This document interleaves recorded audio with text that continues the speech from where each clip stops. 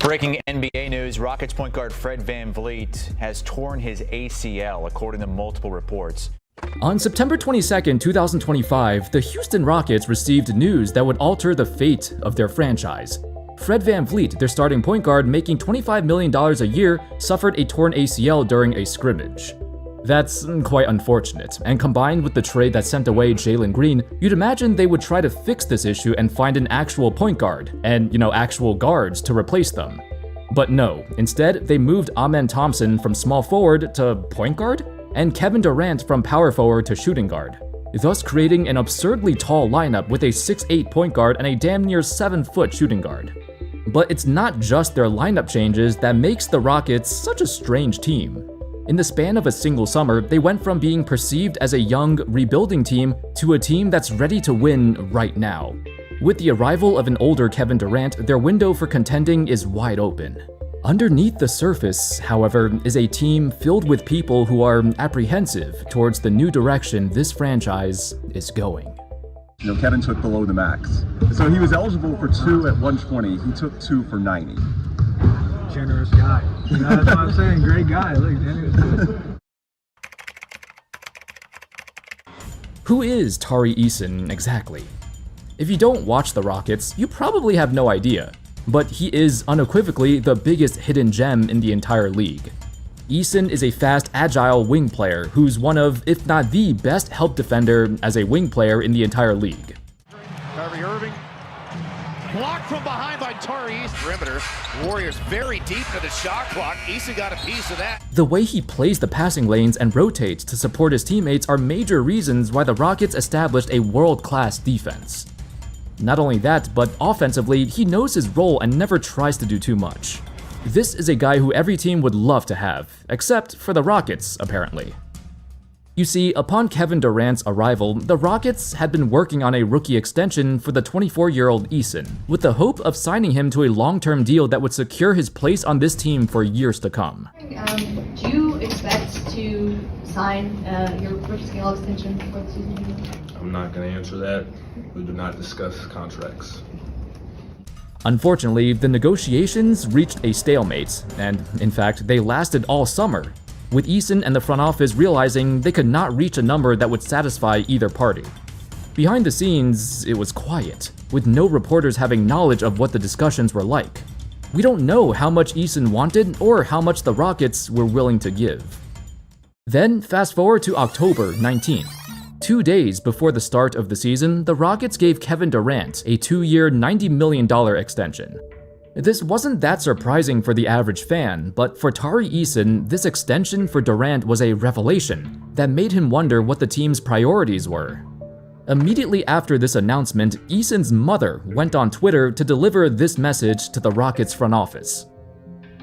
During the negotiations, maybe she heard that her son was accused of wanting too much money, as some fans blamed him for being greedy. But this message implied that it wasn't because Tari Eason was greedy, but because the front office simply prioritized Durant over him. Speaking of extensions, early in the summer, the Rockets quickly signed their other young player, Jabari Smith, to a 5-year, $122 million extension. Considering that Eason has statistically a bigger impact on winning with far better advanced stats than Jabari, it's likely that he wanted a similar contract as him. And that's where the Rockets ran into an issue. They can't pay everybody. They can't give 4 of their young players maximum rookie extensions. Enter Amen Thompson.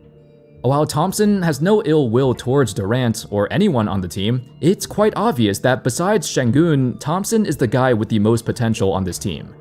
Among the younger guys still looking for an extension, Thompson is the most invaluable and untouchable player, but it won't be until the summer of 2026 when the Rockets can offer him an extension, presumably a maximum scale rookie extension.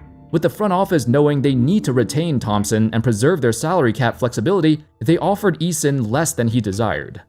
Essentially, Eason is the odd man out. With Jabari Smith already getting paid, Thompson is for sure going to get paid, and Durant getting his extension, where does that leave Eason?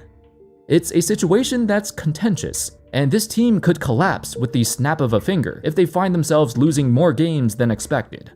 Remember, they were most recently the 2nd seed of the Western Conference, so the expectation this season is to at least maintain a top 4 seed. The Kevin Durant effect. Outside of all the contract drama, the mere addition of a game-changing player like Kevin Durant has layers of implications for the Rockets. Let's rewind a bit. When the Brooklyn Nets traded Kevin Durant to Phoenix, they received a massive haul in return: quality role players and 4 unprotected first-round picks. This trade depleted the Suns' roster, leaving them with no competent players outside of their stars. So Durant's time in Phoenix was a disappointment. Fast forward a couple years later, and when the Rockets traded for Durant, they also gave up some key pieces like Jalen Green and Dillon Brooks, and also the 10th pick of the draft, who may turn out to be very good. Of course, they didn't give up nearly as much as the Suns did before, and after Jalen Green disappeared for most of the playoffs, perhaps the Rockets aren't losing much by trading him. But Durant is even older now. At 37 years of age, it's only a matter of time until he visibly regresses. What truly changes, however, is that Durant accelerated the timeline of this team. Much like the Phoenix Suns, who were once a young, budding team still growing together, the arrival of Durant created a championship or bust scenario. Even though the Rockets still have plenty of young players on the roster, the mere existence of Durant means they won't get as many touches, with less opportunity to develop. Tari Eason, as I mentioned, is one of those guys who will get fewer touches, and also probably Jabari Smith and Reed Shepherd. Sometimes the difference between a player averaging 12 or 13 points a game and somebody averaging 18 to 20 points a game is the opportunity they're granted. For example, do you guys think like Kawhi Leonard or Jimmy Butler could go from 13 points a game to over 20 a game if Kobe Bryant joined their team? Of course not. They'll be stuck at 13 points a game, and their path to becoming a star is much harder when their roles are diminished. Now, I'm not saying adding Durant will have the same effect, but it's very possible that he stunts their development. And in an alternate universe, maybe Tari Eason or Jabari Smith Jr. would improve more if they developed without him on the roster. Maybe Alperen Şengün would average Jokic-like numbers. In theory, the point of getting Durant and extending him for 2 years is hopefully to win a championship within this time frame. But with the injury to Fred VanVleet and this Rockets team being very shallow, on paper it doesn't look like a championship contender. I guess they do have the advantage of their incredible size, length, and defense. They're unique in the modern NBA landscape with so many tall players that most teams are not prepared for. The sheer construction of their roster would make them a tough matchup for any team, so there's a chance the Rockets could be dark horse contenders. With that being said, there's one aspect of the game that Kevin Durant impacts like no other: offense. He is a generational scorer for nearly 2 decades, and what separates him from other scorers is he's not ball dominant. As witnessed in Golden State, Durant is a plug-and-play superstar. He could join any team and play within the flow of any offense ever constructed. That makes him so important to the Rockets, because under the guidance of coach Ime Udoka, their offense has been garbage.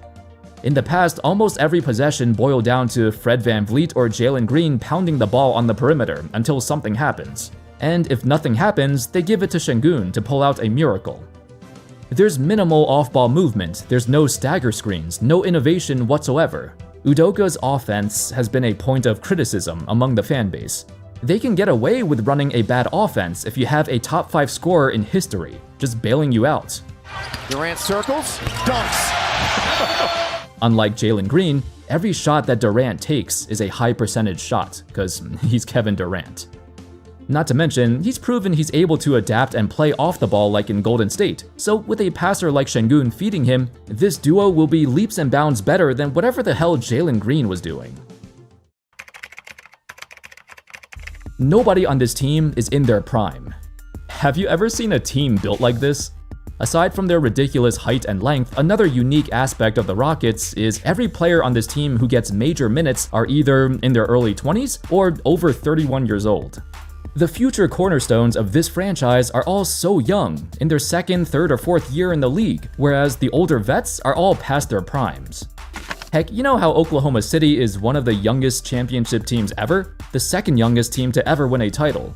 But their lone superstar was still 26, 27 years old, the age where players typically hit their prime. The Rockets' young core are still 3 or 4 years away from that. A newly minted phrase in NBA lore is 2 timelines. Originally coined by Steve Kerr when the Warriors drafted James Wiseman, Jonathan Kuminga, and Moses Moody. By 2 timelines, Kerr meant he has an older core of players who can still compete for the title, along with a younger core of prospects to develop alongside them and contend in the future. In actuality, the Warriors failed in their 2 timelines method, as it just led to misfortune and drama, with the younger guys desiring more minutes than they could get. Kuminga, for example, is clearly a great scoring talent, but with flaws. For his entire time in Golden State, he'd been fighting to get playing time and get out of the doghouse. With the Rockets, they're pouring more resources into their younger players. While they don't have anyone close to reaching their ceiling yet, they're trying their best to make sure their young guys develop in the best way possible, without favoritism towards the older vets. At the end of the day, the Rockets are, without question, the most intriguing team in the West, not just by the construction of their insanely tall roster, but how they accelerated their timeline to try and win right now, during the span of Durant's contract. It's possible they could be amongst the best teams in basketball, but it's also possible they'll flame out early and see all the brewing tension rise to the surface. Thank you all so much for watching. I hope y'all enjoyed the video, and of course, as always, I'll see you next time. Peace.